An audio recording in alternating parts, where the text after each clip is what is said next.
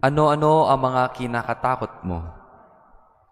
According to the latest survey, here are the 5 most common phobias in our world.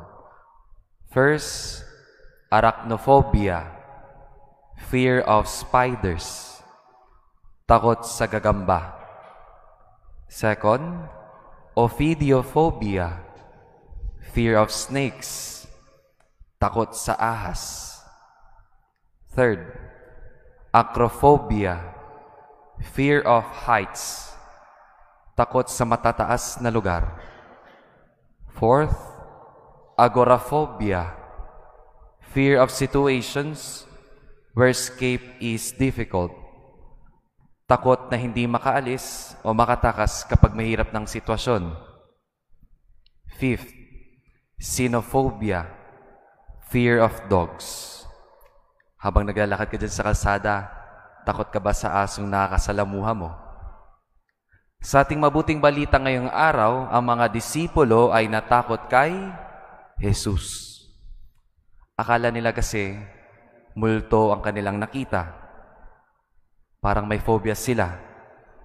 Pero anong tugon ni Jesus, nung nagsisigawan na sila sa bangka, Jesus said, "It is I, do not be afraid." Ako ito, huwag kayong matakot.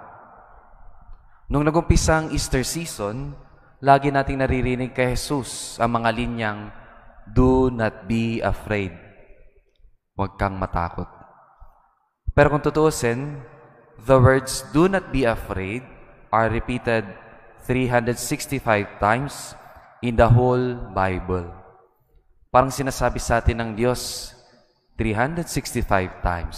Kumbaga, sa isang taon, may 365 days. Lagi nang sinasabi sa atin, huwag kang matakot. Nandito lang ako.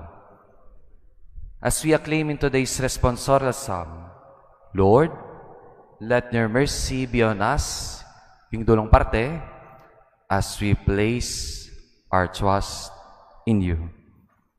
We place our trust in God when we are afraid.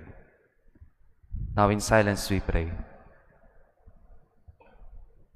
Almighty God, be our strength when we are afraid in life, now and forever.